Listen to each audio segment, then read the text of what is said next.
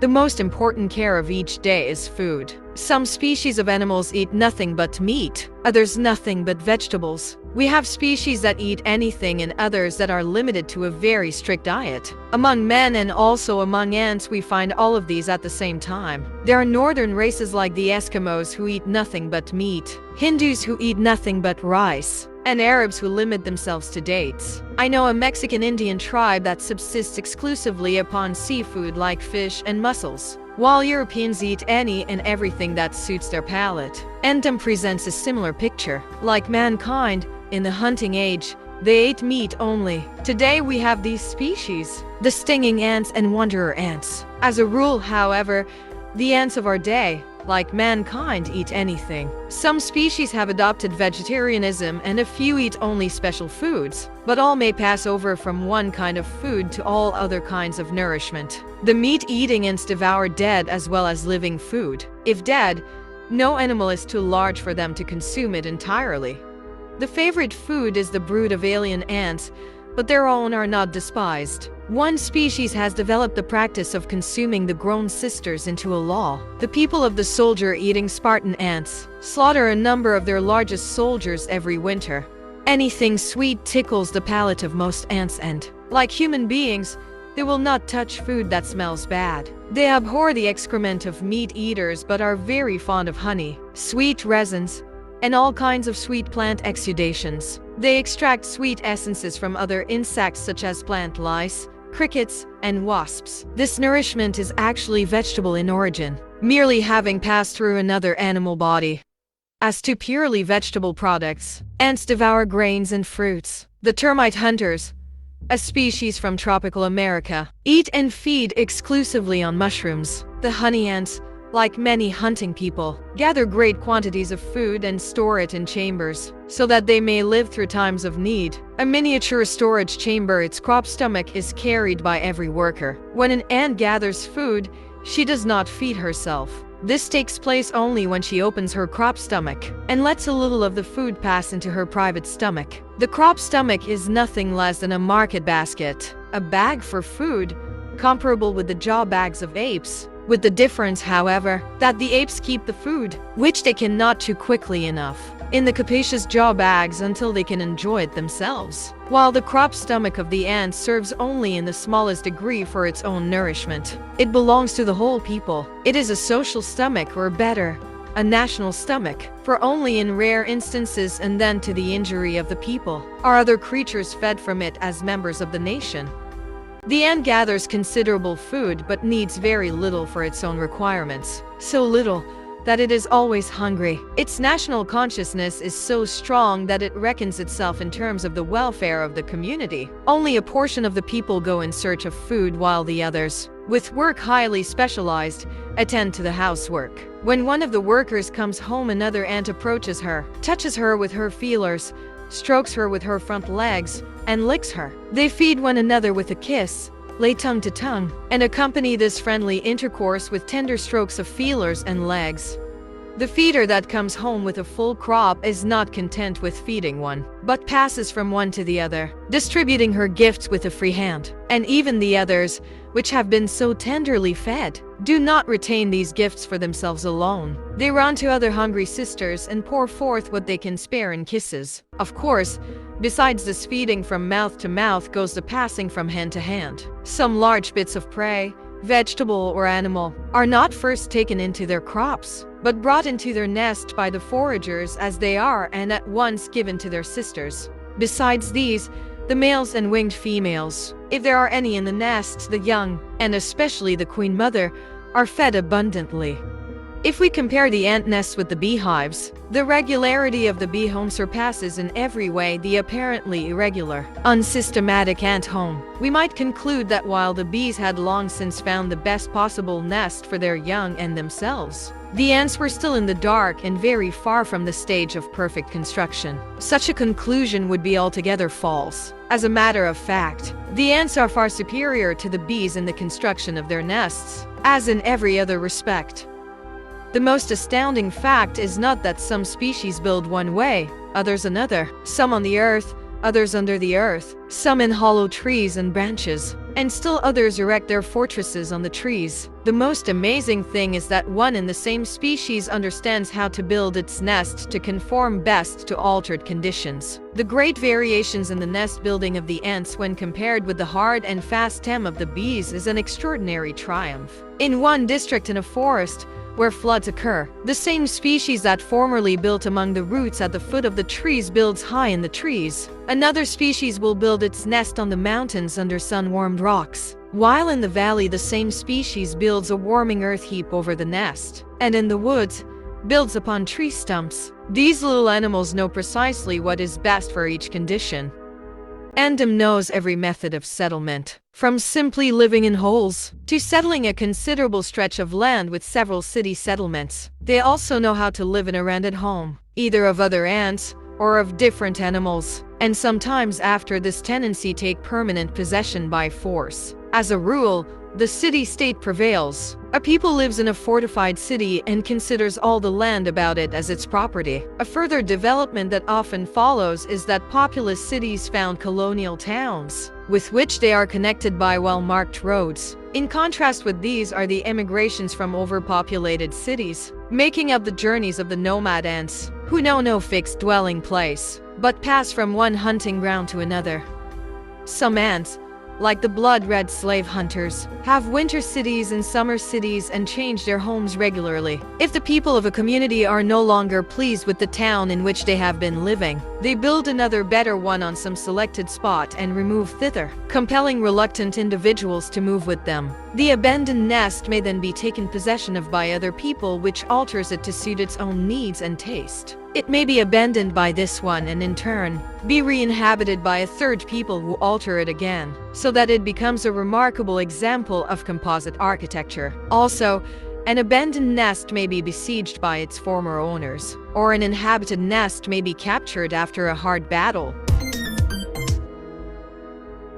and emptied by the slaying or driving out of all its inhabitants. The typical nest consists of several chambers hollowed out, all connected together. There are exits to the open air, usually one or more, but sometimes none at all, for the absolute subterranean species seal themselves in and open the city gate only for the great hymeneal flight. The irregularity of these chambers is as notable for the ants as is the fixed form of the hive for the bees. We human beings seem to follow the irregularity of the ants in building our houses and cities, which may seem erroneous to bees, but which has advantages.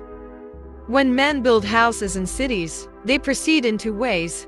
They excavate and they build up in the air, often both at the same time, sometimes one way or the other. We excavate a hole in the earth, build the foundation walls, and the house above. We may desist from building the superstructure and use the caves below, or dig more and live there. Or we may not dig at all and only build, either on the level soil or high on the top of strong trees, on the water in houseboats or in swamps on pilings. The ants do precisely the same. They excavate or build, usually both together, and in their building, they have the same irregularity, the same breaking away from the fixed habit of other creatures, the same adaptability to soil and climate, to mode of living and immediate needs, the same facility in triumphing over conditions through their own ingenuity. In a word, they display an intelligence, not equal to the human, but at least resembling it in many ways.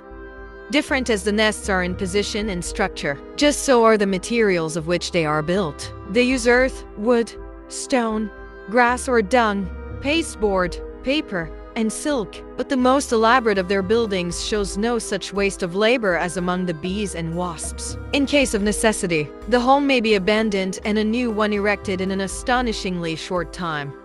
Therefore, it is not easy to explain the next systematically, for there would be errors or omissions in any such system. To give a bird's eye view, I shall discuss ground nests, with or without a cupola, wood nests, manufactured by the ants, or utilizing hollows in trunks and branches, thorns, gallnuts, hanging nests, made of earth, pasteboard, paper, silk. Nor should we forget that we sometimes have a combination of two styles of architecture, and that one type passes over into another and that into a third. Besides, there are exceptional nests in all kinds of places and shapes.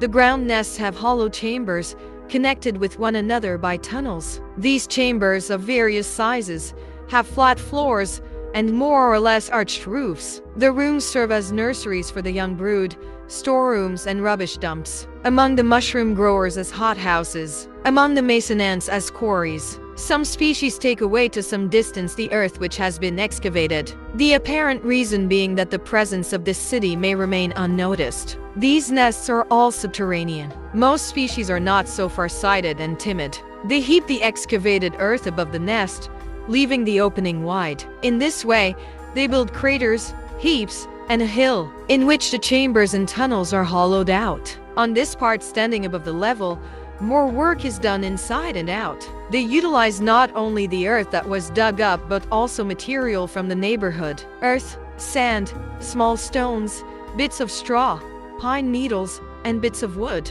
An American harvest ant plasters the cupola of its nest entirely with pebbles, which it arranges almost like a mosaic. This upper part may rise to the height of a man. The largest anthill seen in Germany was 7 feet tall and had a circumference of 30 yards. It is utilized in the upper rooms for the rearing of the young brood, as the heat there is considerably higher than outside. Usually, this tower is fairly solid, sometimes as among the skunk ants, Taponoma erraticum. The tower is a very porous cupola of earth, through which the grass blades grow as supporting columns. We Europeans look in astonishment at the American skyscrapers, and are extremely proud of the steeples on our cathedrals. But what are these when compared with an ant house which rises, under and above the earth, to a height of 10 feet? The cubic contents of an ant building like this can hold 1,000,000 times more inhabitants than the largest human habitation. Besides, settlements of an entire ant people have been found, in which over 1,700 of these mighty houses stood. It is most entertaining to watch the ants at their building. Their upper jaw serves as hand and tool combined. They dig, build, and plaster with it. The front legs also are used to scratch up the earth, form balls of sand, and tramp down the earth. They need no mortar for building the wall, nor putty or cement to hold the different bits together. Therefore they build in damp weather. Some species, like the harvest ant, bring water from a distance. In addition to the water, they use their own spittle as a binder. Instead of the cupola, many ants utilize large flat stones, not too deeply set in the earth. By building their nest under these stones, they save considerable labor and attain the same end, as the stones absorb the heat of the sun quickly and discharge it downward, and also serve as a good protection from the rain and many enemies. When they find no stone to suit, they may use logs of wood or cakes of dung as the roof of the nest. Especially young, weak people of almost every species build their first homes beneath stones. Some remain under the stone, while others build their superstructure over the stone, arching it in beneath their hill. While the nests on the ground seem to be the favorite in Endem, the wood nests play an important part. The carpenter ants make the best wood nests, in dead as well as in living trees. They are especially fond of the tenderer bark of trunks or stumps, making the building extend downwards into the earth. The living door ant is not afraid of the hardest wood, often selecting oak or hickory for his home. Smaller communities select hardened gallnuts, hollow thorns, nuts, fir cones, or other hardened fruits, while the principal labor in the building of the ground nests and wooden nests is that of hollowing out the chambers within. In hanging nests, no such work is necessary. They are merely built of earth, paper, or silk. The Brazilian gardener ants build of earth. They carry lumps, one after the other, up the trunk of the tree and fasten them to the branches and twigs. Plants shoot out from the ball nest in every direction until the nest looks like a hanging garden. Although the paper nests and silk nests do not look so ornate, they are no less artistically constructed. There are some European pasteboard workers, but most of the paper makers, like the silk spinners, are inhabitants of the tropics. The German paper worker builds her nest wherever she finds a hollow, lining this hollow with an irregular, sponge-like mass of walls. This paper is made by the ants, out of finely ground wood dust with spittle as the binding medium. The paper walls are then tapestried with a special fungus so that the walls have a soft covering. This fungus, hitherto found only in these nests, is cultivated by the ants themselves. Its roots lend solidity to the paper walls. Possibly the fiber of this fungus is also used for food by the ants. Some North American paper-making ants build nests like these beneath stones. Yet these paper makers are raw bunglers when compared with the tropical species. While the northern paper makers can produce only very thick, brittle pasteboard, filled with wood or even with earth, their tropic relatives produce a paper that is comparable with the finest silk paper. In addition, their paper cities attain an astounding size, being sometimes more than 7 feet long and a yard in diameter, large enough for a full-grown man to find room in it. Some of these nests are quite grotesque in shape. Some look like gigantic beards, others like enormous stalactites hanging from the trees. The tropical paper makers use sawdust, but they use comparatively little wood and much lime. That is, spittle. This is the secret of their fine paper. Only exceptionally do they utilize cow or horse dung or earth. One species uses the seed hair of the fruit of the silk cotton tree. The supreme artists in the nest building are the silk spinners, tropical ants like the gardeners, and most of the paper makers. They produce a silky weave that is softer, but thicker than the finest silk paper. Besides all these forms of nests, there is an entire series of irregular nests, which owe their shape and existence to accidental circumstances and needs. Among the builders of these, the house ant is notable, the pharaoh ant being the best known. Originating in Egypt, the pharaoh ant has spread all over the earth and lives as an unbidden guest in human habitations. There is no nook or cranny, no hole in all the house, in which its nest has not been found. It seems to seek the most out-of-the-way places so that a prolonged search must be made to locate it. In the newspapers, from time to time, we read of the most unheard-of places being chosen. They are so unbelievable that their truth is often doubted. A case was cited in Breslau 2 decades ago, in which a skeleton was found in a funeral vault. But nothing remained of the clothing or coffin. All had been used by the ants for building their nest. I myself discovered, in a village of the Argentine Pampas, a colony of ants which had made its nest in the head of a statue of Saint Joseph in the church. It was a wooden figure, fully clothed, with a coat, collar and tie. The head, of course, was hollow. Through the left nostril, the ants traveled back and forth, making it look as though Saint Joseph were taking snuff. Outside of the nest proper, some ants, just like humans, build special homes, usually around the nest built on the ground. The entire soil is swept clean, in a wide circle extending 10 yards or more. Their roads are laid out very plainly, as almost anyone can testify who has seen them passing. The roads are cared for most scrupulously. Stones and lumps of earth are rolled away, and the blades of grass and other plants are clipped short, the earth being flattened, and sometimes elevated slightly at the center. In Mexico, I saw roads like this, as wide as 8 inches, extending 80 yards. In Africa, roadways of ants have been observed extending 500 yards, representing an enormous amount of labor when we consider the size of the ants and the constant care required to keep the roads in condition. These roads lead either from their city into the open, to their hunting grounds, harvest spots, cattle yards, or connect the mother state with smaller colonies. From some of the larger cities, not 1 but a dozen roads lead in every direction. If the road is very long, sometimes rest houses are to be found on the way, small nest holes in which the workers may rest, or take refuge in case of danger, or when it rains or the heat of the sun is too great. Usually, the roads are open, like on our own country roads. Some species build covered roads, arching them over with earth or bits of plants. These are most frequently found connecting the mother city with daughter cities. Sometimes a part is found covered and the rest open. An open road may lead to an underground passage, which emerges further along into the open again. There must be some special reason for these variations, in each case, even though we may not understand it.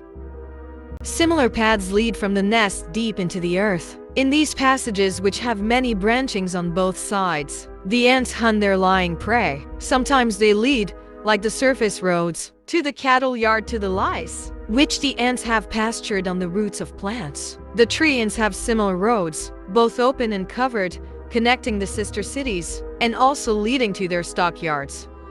The ants often build stalls for their cattle. All of the lice-milking species use the same material as that used in building their own homes: earth, dung, paper, and silk. The purpose of the stalls is to protect their cattle from wind and weather, as well as from their enemies, and at the same time to prevent the cattle from getting away. These stalls, and the covered ways leading to them, also protect the ants from the glowing rays of the sun, which are not liked by the species of ants fond of these cattle. Peculiar nests are built if several species inhabit one city, whether it be in a friendly fashion, or when some species has been forced thither, one species having enslaved the other. We shall take up this subject of mixed states later. Here let it suffice to state that each species builds in its own fashion, so that a real composite is the result. Chapter 4.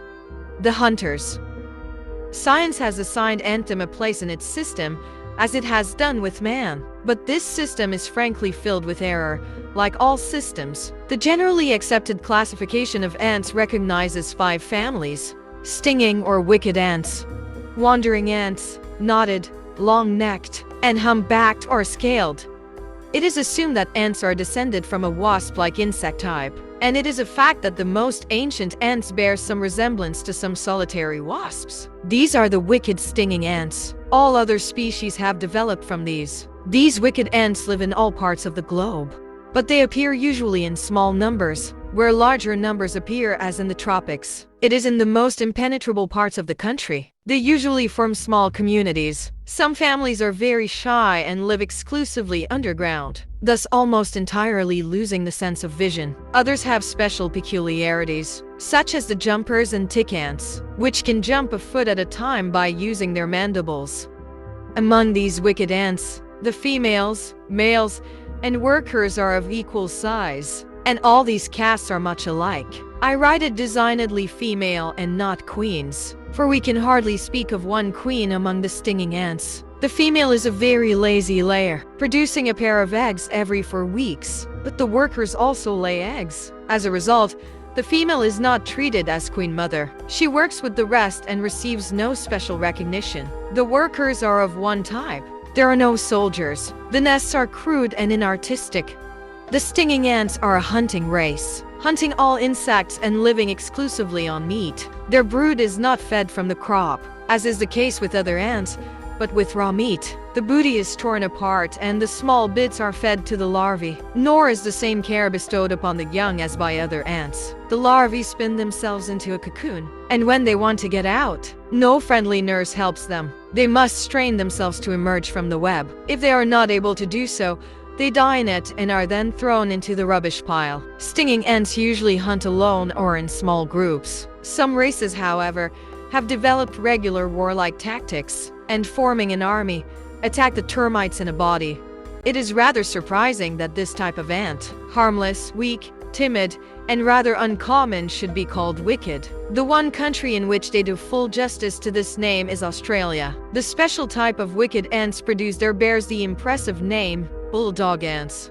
Australia is a country in which all nature stands on its head. Ferns are mighty trees. Grass and heads of cabbage grow on the trees. There is an animal that looks like a tiger, with its black and yellow stripes, but which is as small as a mouse. The rats are very large, and they call them kangaroos. They have black parrots that eat meat, dim-visioned sea urchins with pointed beaks, which lay eggs, other mammals that do not take the breast, but have a beak like a duck and lay eggs. Living fossils, in a word. There is unusual interest in the flora and fauna of Australia.